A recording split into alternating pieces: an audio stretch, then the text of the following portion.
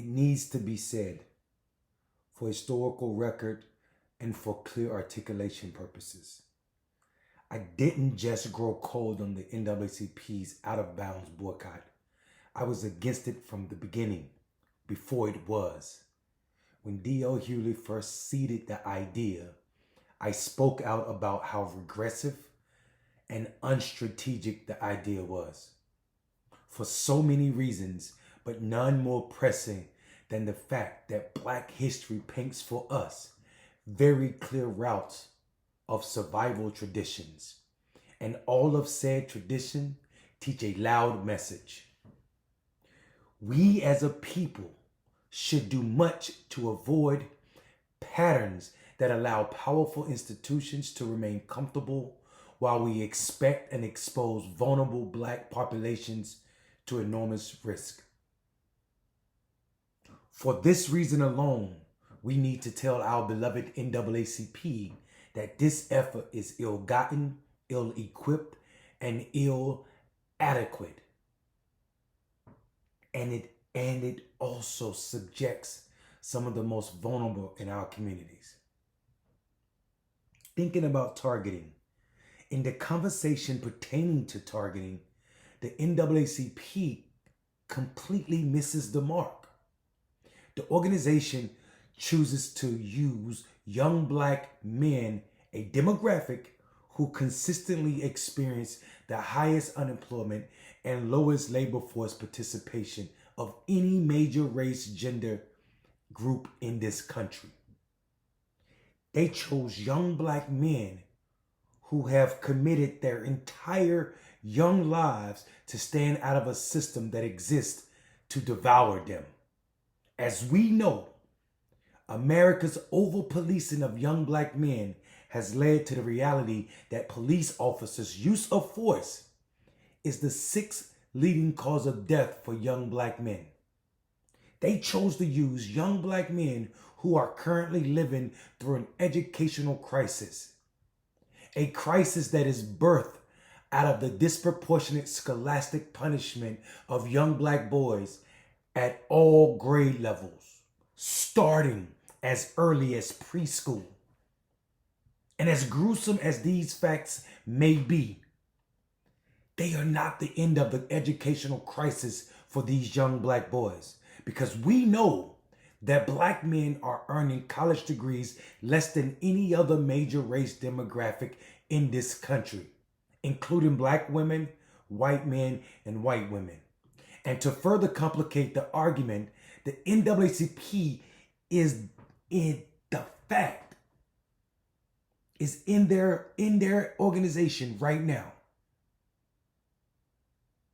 They're only targeting Black men who play football for the SEC, as if this is the only collegiate Division I conference in the South. I can name the ACC as one. Yet, those athletes in the ACC and other Division I conferences throughout the South are not being pressured to sacrifice. And acting alone for those athletes in the SEC creates an isolation amongst these young Black men that makes no sense. Why am I left to sacrifice my scholarship, but not a freshman going to the University of North Carolina, a state who also redrew and eliminated a Black district this year as well? These are the targeting issues that we should understand that young Black men will have to deal with.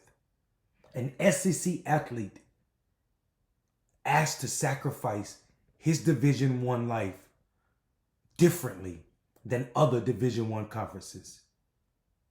The NAACP out of bounds boycott is nothing more than a continuation of the adultification biases that teachers hold that see Black boys as older, larger, and more threatening. And if we apply this understanding, then it can be couched in the very statements that are being said about these young men. They can go anywhere else and play. Their families need to boycott the games, and alumni need to boycott the games. These demands assume things will break evenly, but they rarely do, which will in some cases have family members protesting and boycotting the games of their first generation college student. Imagine that. Football games where black alumni used to be protecting young black athletes in these schools from the white supremacist systems are now going to be destroyed because we are asking black alumni not to be there in that way as a support system for these young men, leaving them even more vulnerable. The NAACP seems to assume that these realities can be handled by young men who should be celebrating their highest achievements. And mind you, they are still 5 to 9 years away from the complete development of their frontal lobes. This is mentioned because the frontal lobe controls emotions. What if we reimagine targeting? Reimagine who we target in the boycott. The NAACP cited the amount of money that college football programs in the SEC generate annually as a reason for this targeting, for this boycott. And if that is the case, starting with black college football players is akin to throwing life jackets off a sinking ship because of their weight. How, if economic impact was the motive, did the NAACP miss the proper target? Even if there is a hesitation, we must say out loud the thing that is missing the most. If you expect young men who are still developing their frontal lobes to sacrifice, why then don't you expect those who have fully developed frontal lobes and are black and are comfortable to sacrifice? Consider this. In Florida alone, the sports economy generates $73 billion in economic impact and nearly 1 million jobs annually. Texas, tens of billions of dollars annually. Georgia, several billions of dollars annually.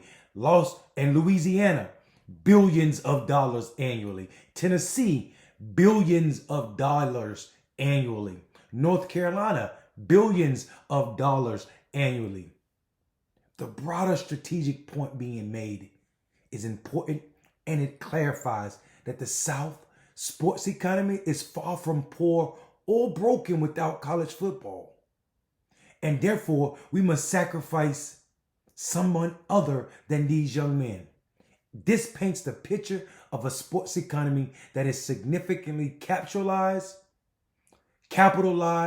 structurally corporatized, and intertwined with huge billion-dollar owner groups or conglomerates. Not to mention the other verticals that exist because of sports, i.e. media companies, travel and tourism, and dare I miss the sponsors. So I ask again, if economic pressure was the goal, how did we land on targeting black teenagers and their scholarships and NIL money versus billion-dollar sports infrastructures? Our conversations and demands about how we are treated must show that we have conceptualized an understanding of the nature of power, leverage, proportional to the sacrifice, so as to do no or very little harm to the most vulnerable. This is not present in the NAACP's protest/boycott. There are further questions we are required to ask if economic impact was the motive. And in that category of questions, the most pressing is how did we land on targeting young black men in the South when there are 20 companies by themselves that are worth more than $3 trillion. And they employ more than 3,045,000 humans. So if the NAACP wanted family members and alumni and student athletes to boycott, where was the ask of the more than 3 million employees of these entities? Or more importantly, where was the demand of these 20 organizations themselves, who we all know spend money lobbying government officials, who all invest in politicians' campaigns and have unbelievable amounts of wealth? The NAACP target states are home to trillions of dollars of corporate power and leverage. The targeted states are home to hundreds of billions of dollars of sports economy. And yet the strategists from the organization landed on let's first sacrifice young black men, one of the most disinherited populations in this country. For an organization with a boycotting history as grand as the NAACP, one must ask, how is a civil rights organization that is serious about the freedom and equitable treatment of black folk starting their sacrifice model with poor black youth while wealthy institutions are insulated? Why does the political imagination of the NAACP increase structural vulnerability for young black men? Shouldn't their efforts reduce said vulnerabilities? Are we not in a moment that requires true power analysis over symbolism? To target black youth in this manner is to operate from a mindset of scarcity, one that says we can only affect this kind of change. Not to mention the manipulation being employed to sell this plan.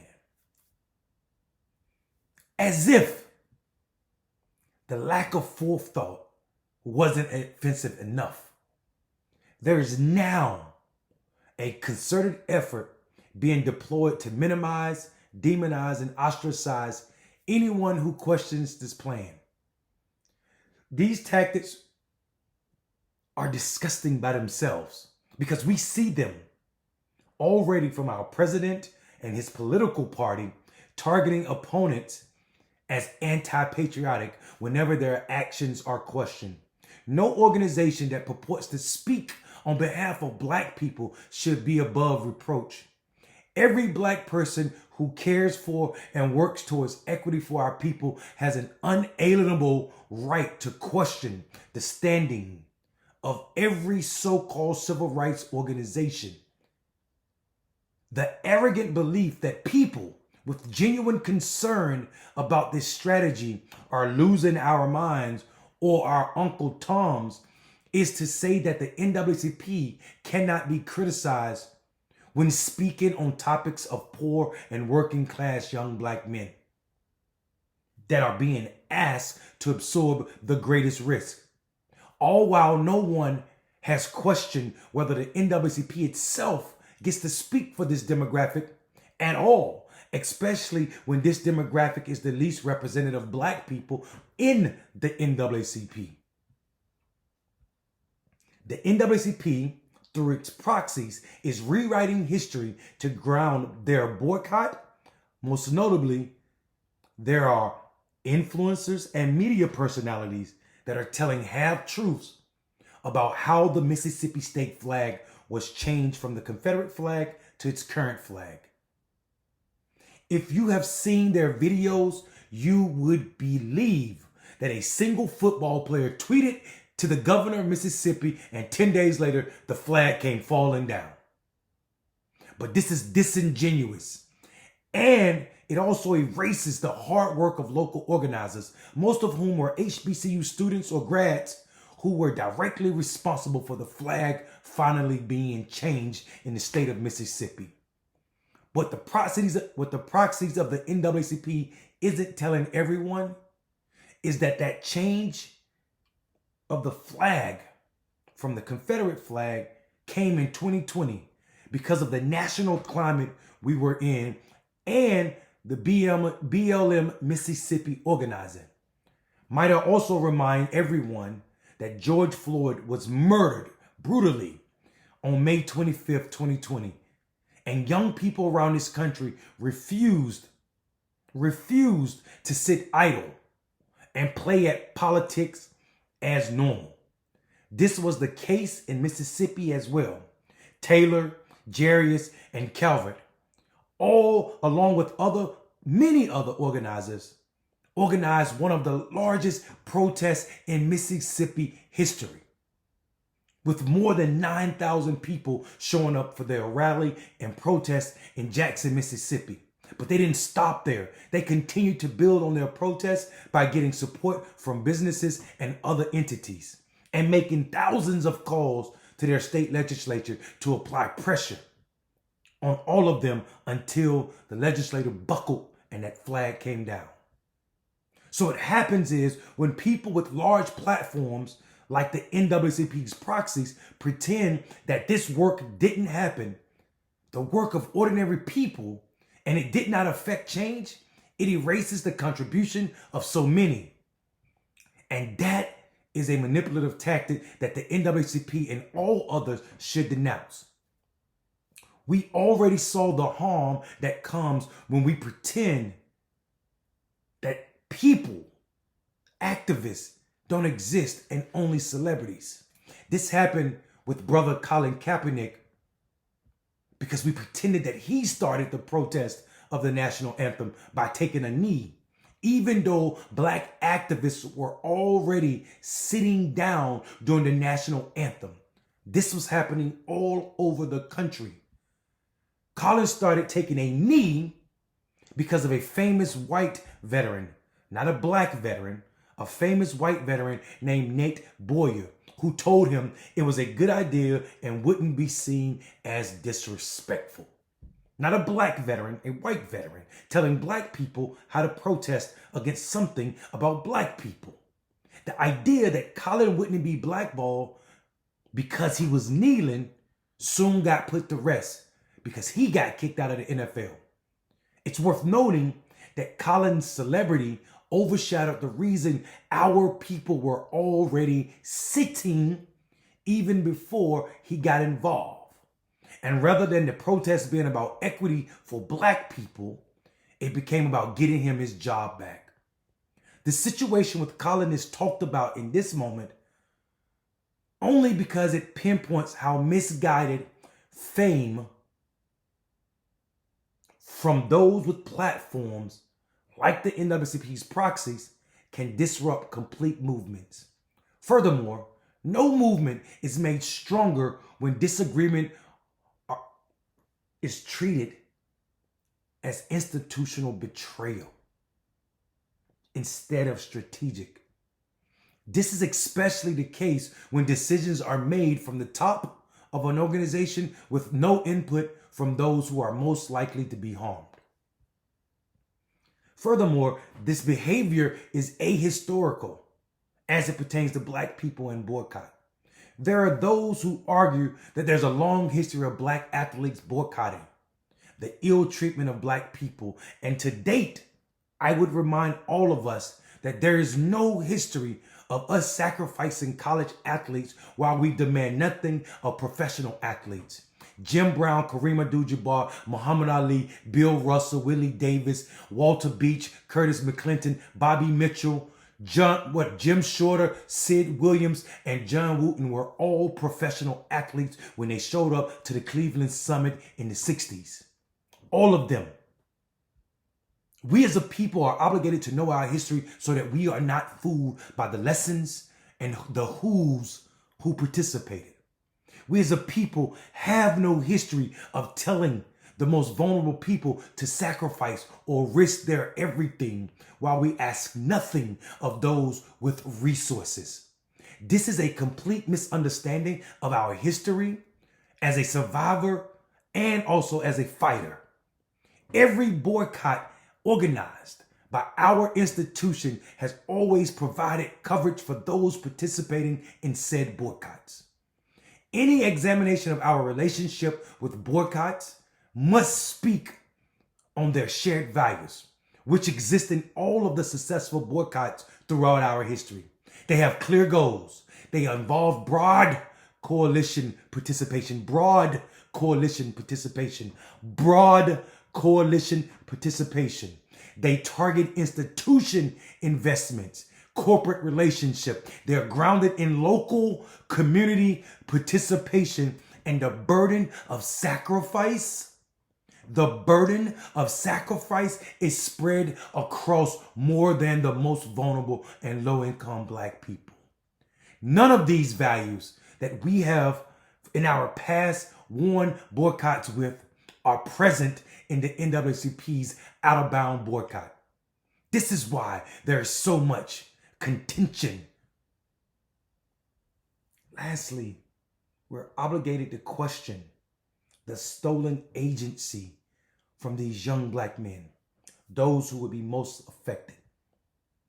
Never would I discount the importance of the NAACP's role in our history as a people.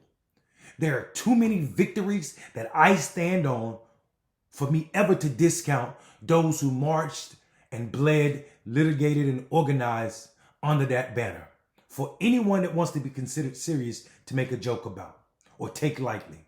But legacy and respect don't override responsibility, nor does it require me to remain silent in the face of bad strategy. This is especially the case when folk who will risk the most and bear the burden of this strategy were never seriously consulted. Young Black men who would be first-generation college students and athletes and come from low-income families were not offered the option to weigh in on a decision that solely affects their future. This problem cannot be understated. This demographic, already disillusioned with the status quo as it pertains to political work and civic engagement, largely because they believe their voices do not matter and the system doesn't value them, are further harmed by the NAACP's actions. We are also required to understand that every aspect of these young men's lives is being criticized. And as a demographic, they are being called ungrateful, selfish, and unengaged. Yet no one has asked or have answers for the social ills that kill them at higher rates and imprison them at higher rates and make them more invisible through homelessness, poverty, school discipline, unemployment than most any other demographic in this country. There's no empowering our youth as you make decisions about their futures in this manner. You simply steal their agency. This is not solidarity. This is paternalism. The unspoken truth in all of this isn't just the immediate harm. There are greater dangers in this strategy, and that is the long-term resentment that will undoubtedly be created in these young men who are already feeling politically silenced and unheard, financially abandoned, and socially invisible. The feeling in these young men that they are only seen as labor has been expanded by these actions of the NAACP. The NAACP offers no investment in these young Black men, no offer to be in community, as they and this demographic has very little relationship with that organization. These type of actions are the reason none of these young men have faith in the so-called Black leadership class. And very rarely do any of them consider anyone as their leaders. The out-of-bounds boycott by the NAACP is itself out of bounds, as it creates alienation, not trust. Alienation, not trust.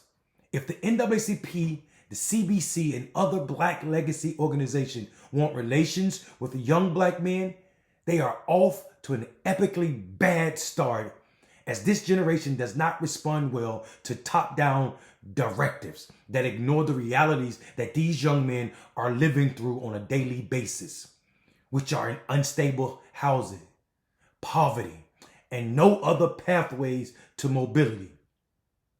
The trust that was a given in baby boomers does not exist in this younger generation. And part of it is because these institutions bypass the younger generation's voice and agency and simply label them as complicated and self-absorbed, when the real problem is the lack of effort from our institutions. As a first-generation Black college student from a poor Black family and a Black man who has dedicated his life to making Black men seen, I speak with authority when I say these young men don't care about representation at your press conferences or in your campaign ads. They do demand agency, respect, and partnership that does not simply need them as labor, but also creators of strategy that shapes and directly impact their lives. And the only thing that's left is for you to answer a few questions. Who is called to bear the burden of this boycott? Who is called to risk opportunity in this boycott? Who is left unscathed and comfortable by this boycott? And if your answers to these questions are aligned with your definition of equity, then move continually away from me and all Black people. But if you are like those of us who are concerned with the actions of the NAACP, then join us in telling them that it is wrong. It is wrong, and they must see the error. The NAACP must end their call for this boycott and come back to the drawing table and include more voices from our community, particularly those that are more likely to sacrifice and be at harm's way. Mundell Robinson, think about it.